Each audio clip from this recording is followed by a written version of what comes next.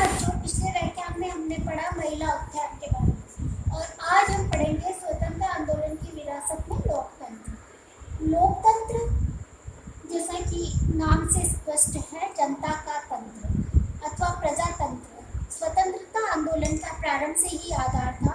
प्रतिनिधित्व आधारित प्रजातंत्र में व्यापक नागरिक अधिकारों की प्राप्ति हेतु स्वतंत्रता संघर्ष अस्तित्व में आया। प्रारंभ से ही कांग्रेस ने जनप्रतिनिधि संस्थाओं के विस्तार की वकालत की और भारत में संसदीय संस्थाओं की स्थापना एवं उनके विकास हेतु स्वतंत्रता आंदोलन का संचालन हुआ। अखिल भारतीय राष्ट्रीय कांग्रेस जो स्वतंत्रता आंदोलन का नेतृत्व कर रही थी, उसी के मंच से भारत में वयस्क मताधिकार की मांग उठाई गई।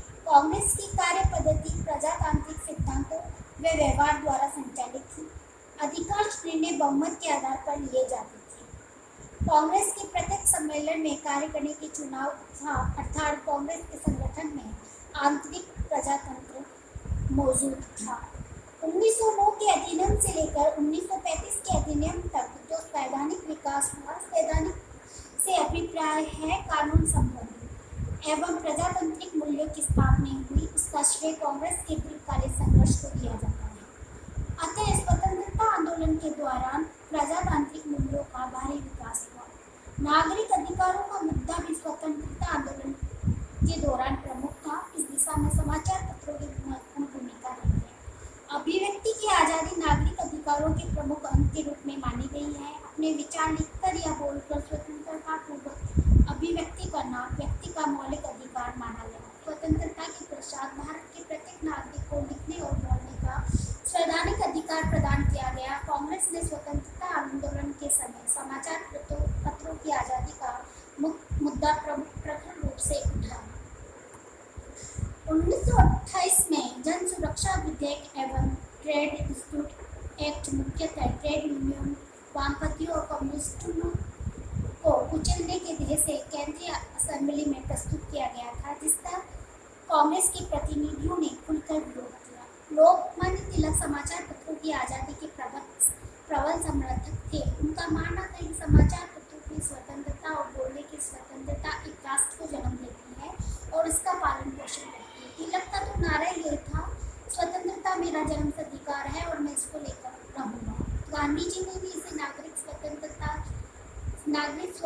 के लिए आवश्यक बताया है। गांधी जी ने 1922 में लिखा था, सर्वप्रथम हमें बोलने और संगठित होने का अधिकार मिलना चाहिए एवं मौलिक अधिकारों की रक्षा हमें प्राण देकर करनी चाहिए। जवाहरलाल नेहरू भी नागरिक स्वतंत्रता के प्रमुख समर्थक थे। उनकी स्पष्ट मान्यता थी कि यदि नागरिक अधिकारों का दमन होता है तो एक राष्ट्र अपनी जीवनता को खो देता है और किसी महत्वपूर्ण उपलब्धि के लिए असम हो जाता है।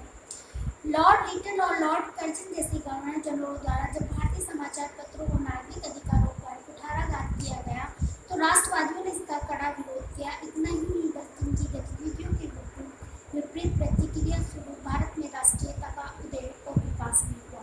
राष्ट्रीयता से मैं आपको यह बताना चाहती हूँ कि राष्ट्रीयता क्या है या राष्ट्रीयता का क्या अभिप्राय है। राष्ट्रीयता का मतलब है अपने राष्ट्र के बारे में सोचना, अपने राष्ट्र के बारे में निस्वार्थ त्याग करना, ये कहलाती है राष्ट्रीयता। तो समाचार पत्रों की जो स्वतंत्रता है उससे राष्ट्रीयता का विकास हुआ, राष्ट्रीयता का उदय हुआ। और 1931 में कांग्रेस के रांची अधिवेशन में नागरिकों के मौलिक अधिकार संबंधी प्रस्ताव पारित हुआ, जिसके अंतर्गत लेखन व भाषण के माध्यम से विचारों की अभिव्यक्ति की स्वतंत्रता और संगठन बनाने की स्वतंत्रता की गारंटी दी गई। विचारों की अभिव्यक्ति की स्वतंत्रता का विस्तार संगठन के अधिकार के रूप में हुआ। नागरिकों के समूह को अपने संगठन बनाने की आजादी का मुद्दा स्वतंत्रता आंदोलन के द्वारा अस्तित्व में आ चुका था। कांग्रेस की पद्धति में 1927 में अखिल भारतीय देशी राज्य परिषद ने देशी राज्यों के निवासियों को नागरिक अधिकार प्रदान करने के लिए संघर्ष आरंभ किया और इसकी स्थापना 1927 में की हुई थी, किंतु कांग्रेस का खुला समर्थन इसे प्राप्त नहीं हो सका।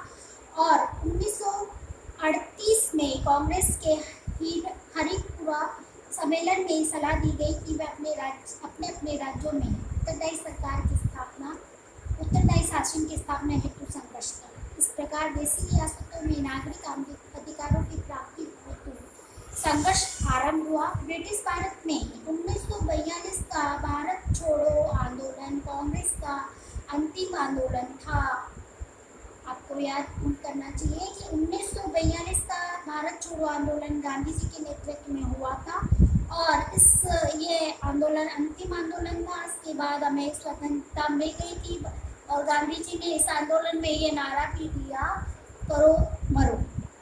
कांग्रेस का जो अंतिम आंदोलन था किंतु देशी रियासतों में 1942 के पश्चात 1947 तक निरंतर जनसंघर्ष जारी रहे। कांग्रेस ने आज़ादी के पूर्व नागरिक अधिकारों के विस्तार को सैद्धांतिक नहीं बल्कि व्यावहारिक रूप भी प्रदान किया। 1935 के अधिनियम के आधार पर अनेक प्रांतों में 1937 में चुनाव हुए जिनमें कांग्रेस के मंत्रिमंडल बने। 1937 में गठित कांग्रेस मंत्रिमंडल ने किसान, मजदूरों, छात्रों, कम्युनिस्टों, सोशलिस्ट आदि को बड़े पैमाने पर नागरिक अधिकार उपलब्ध कराए। अतः प्रजातंत्र एवं नागरिक अधिकार स्वतंत्रता आंदोलन की मेन कहे जाते हैं। यहाँ आपको स्पष्ट किया जाता है, हमें ये हमारा टॉपिक है स्वतंत्रता आंदोलन की विरासत। कि स्वतंत्रता आंदोलन के द्वारा हमें क्या क्या मिला, तो राष्ट्रीयकरण मिला, सामाजिक समानता मिली, महिला उत्थान हुआ और लोकतंत्र हुआ। जैसा कि आप इस लोकतंत्र के नाम से परिचित है कि जनता का जनता के लिए जनता के द्वारा शासन, लेकिन ये इतनी आसानी से हमें प्राप्त नहीं हुआ। इसके लिए हमने बहुत सारे संघर्ष किए और बहुत से लोगों का इसमें त्याग और बलिदान इसमें निहित है। अतः यहाँ पर हमारा ये लोकतंत्र वाला जो टॉपिक है वो खत्म होता है और नेक्स्ट है आत्मनिर्भरता। आत्मनिर्भरता है ये स्वतंत्रता आंदोलन की विरासत का लास्ट टॉपिक है और स्वतंत्रता का इसे मूल मंत्र कहा जाए तो कोई अतिशयोक्ति नहीं होगी। राष्ट्रीय आंदोलन के दौरान स्वदेशी विचारधारा का उदय आत्मनिर्भरता की ओर बढ़ाने में सहायक रहा। अंग्रेजों ने अपने औपनिवेशिक हितों को साधने के लिए से भारतीय अर्थव्यवस्था को असंतुलित कर दिया। भारतीय अर्थव्यवस्था के उपनिवेशीकरण का परिणाम आत्मनिर्भरता की समाप्ति के रूप में सामने आया। आर्थिक पिछड़ापन बढ़ने लगा। संपूर्ण दुनिया के परिदृश्य में भारत का औद्योगिक पिछड़ापन स्पष्ट नजर आने लगा। देश में रोजगार के अवसर नहीं बढ़ रहे थे। अतः कांग्रेस ने अपनी स्थापना के आरंभ से ही भारत के आर्थिक पिछड़ापन को दूर करने के लिए लड़ाई आरंभ की। कांग्रेस के प्रथम चरण के जो नेता थे, मैंने पहले भी बताया, इसके हमने दो भागों में बांट दिया है, एक उदारवादी और दूसरा उग्रवादी। उदारवादी थे, इन्हें नरम भी कहा गया है, और जो उग्रवादी थे इन्हें गरम दल का नाम दिया गया है। तो जो उदारवादी थे इन्होंने इस पक्ष को खुलकर उठाया। दादाभाई नौरोजी ने अपनी प्रसिद्ध पुस्तक poverty and un-British rule in India के माध्यम से इन मुद्दों को उजागर किया।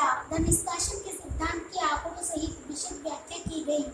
इसके अंतर्गत यह बताया गया कि विभिन्न औपनिवेशिक साधनों के माध्यम से अंग्रेज भारतीय संपदा का दोहन कर रहे थे। इसी से भारत की आत्मनिर्भरता समाप्त हुई एवं गरीबी दिनों दिन बढ़ती चली गई। प्रथम विश्व के पश्चात कांग्रेस ने भारत के आर्थिक विकास के मुद्दों पर अपना संघर्ष केंद्रित किया। कांग्रेस की स्पष्ट मान्यता बन गई कि आधुनिक वैज्ञानिक कृषि और आधुनिक उद्योगों की स्थापना से भारत को पुनः आत्मनिर्भर बनाया जा सकता है।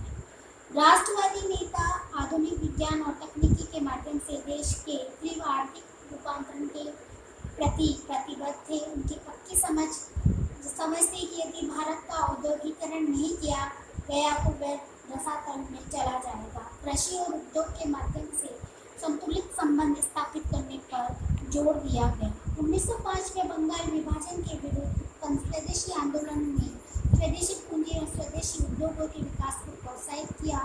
गांधी जी ने स्वदेशी को अपनाया और गांधी जी ने कहा कि हमें स्वदेशी वस्तुओं का ही ग्रहण करना चाहिए।